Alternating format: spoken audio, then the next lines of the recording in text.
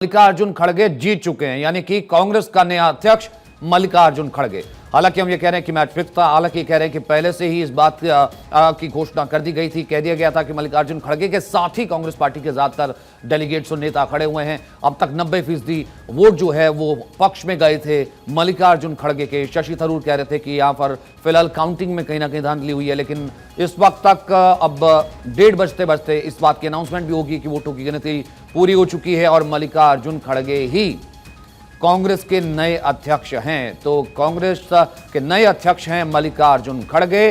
तो अगर मैं ऐसा कहूं कि कांग्रेस मल्लिकार्जुन खड़गे की अगुवाई में नरेंद्र मोदी के चेहरे के सामने चुनाव लड़ेगी। मल्लिकार्जुन खड़गे versus Narendra Modi, Congress versus NDA का चेहरा नरेंद्र मोदी 2024। अमित मिश्रा।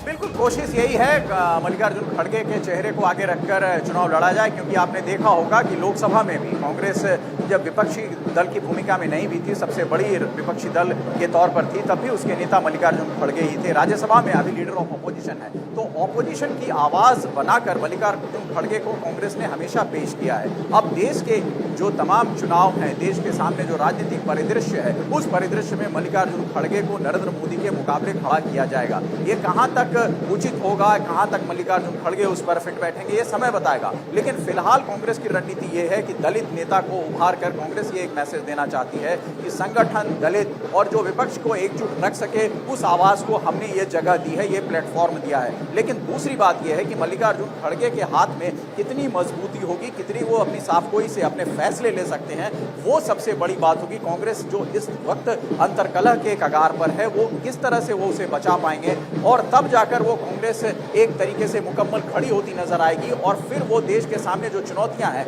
उस पर सरकार को दो चार कर सकेगी। लेकिन फिलहाल कांग्रेस अपने अंतर्कलह से जूझ रही है, और क्या वो उस अंतर्कलह को सुलझाने में मल्लिकार्जुन खड़गे मुफीद होंगे? क्योंकि इस वक्त अब से थोड़ी देर पहले अशोक गहलोत की एक मीटिंग एक बड़े जनरल सेक्रेटरी के घर चल रही थी, जिसमें राजस्थान को लेकर चर्चा हो रही थी। तो अध्यक्ष तो मल्लिकार्जुन खड़गे बन रहे हैं, लेकिन राजनीतिक तौर पर जो चर्चाएं हैं वो दूसरे जगहों पर चल रही है। ये ऐसा क्यों हो रहा है? अगर ये ऐसा होता रहा तो कहीं ना कहीं विपक्ष और खासतौर से भारतीय जनता पार्टी हमलावर रहेगी, क्योंकि ये अगर फेस होते हैं नरेंद्र मोदी और मल्लिकार्जुन खड़गे के बीच चुनाव होता है, तो भारतीय जनता पार्टी जरूर इस पर अपना विचार रखेगी कि भाई मल्लिकार्जुन खड़गे अध्यक्ष तो हैं, लेकिन उस अध्यक्ष का क्या जो फैसले ही ना ले सके, उस अध्यक्ष का क्या जिसकी सहमति के बिना मीटिंग हो रही है। तो ये तमाम ऐसी बातें हैं जो भविष्य में आएंगी, और कांग्रेस अगर देश के हित को उठाना चाहेगी तो सबसे पहले उसे अपने अंदरूनी झंझटों पर कब्जा करना पड़ेगा, और वो अंदरूनी झंझट पर जब कब्जा करके मल्लिकार्जुन आगे बढ़ेंगे, तभी वो एक पूरे रूप से प्रखर कांग्रेस अध्यक्ष के तौर पर निखर सकते हैं, अन्यथा ये कुछ भी नहीं हो सकता। तो क्या यहां से कह सकते हैं, क्योंकि मंशा तो यही थी कि क्या कांग्रेस को, क्योंकि 24 साल के बाद अध्यक्ष मिला है, क्या कांग्रेस के एक नए युग की यहां से शुरुआत हो रही है? और सबसे पहले सबसे बड़ी चुनौती उनके अपने ही पार्टी के भीतर 2024 से पहले, आने वाले चुनावों से पहले G23 लीडर्स है, जिनकी संख्या न जाने अब कितनी ज्यादा हो गई है, उनको साथ लेना, कांग्रेस पार्टी को खड़ा करना तमाम राज्यों में, और बाकी जगहों चुनाव के लिए जाना, गुजरात और हिमाचल। बिल्कुल, अभी मल्लिकार्जुन खड़गे के सामने सबसे महत्वपूर्ण 3 चुनौतियां हैं: हिमाचल, गुजरात के चुनाव और राजस्थान का सियासी संकट। इस तीनों चीज़ों पर अगर खड़गे बहुत मजबूती से अपना पक्ष रख पाते हैं, तब ये लगेगा कि हाँ, कांग्रेस पार्टी बिल्कुल एक अलग दिशा में चल रही है बिना गांधी के साथ भी। लेकिन अगर नहीं रख पाते हैं और फिर वही बात हो गई कि गांधी ही सारे फैसले को सुलझाएंगे, तो फिर ये बात जो है वो सिर्फ बात की बात रह जाएगी। अन्यथा खड़गे को ये स्मार्टनेस दिखानी पड़ेगी, और वो आगे चलकर इस विषय पर अपना पक्ष रख सकेंगे। लेकिन वही मैंने आपको कहा कि जब CWC इलेक्ट होगी तो उस इलेक्शन में ऐसे ही होगा जैसे खड़गे जीत रहे हैं, और उसमें भी जो डेलीगेट्स हैं उनको ये मैसेज जाएगा कि फला फला फला आदमी को आप वोट करें।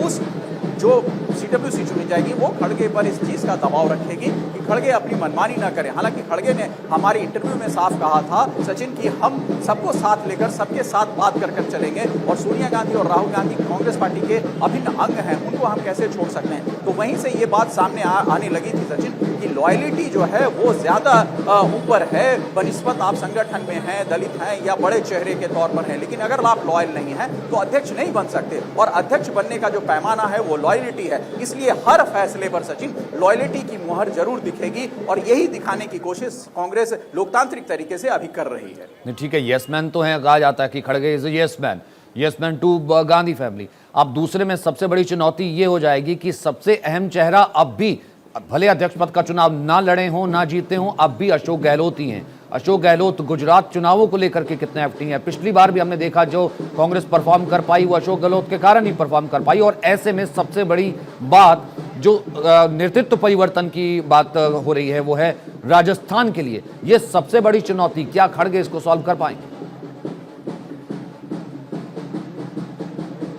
बिल्कुल यही सबसे बड़ी दिक्कत है खड़गे के सामने, जो तुरंत प्रभाव से एक नई चुनौती सामने आने वाली है। वो राजस्थान के सियासी घटनाक्रम और बदलते परिप्रेक्ष्य में राजस्थान के घटनाक्रम को लेकर है।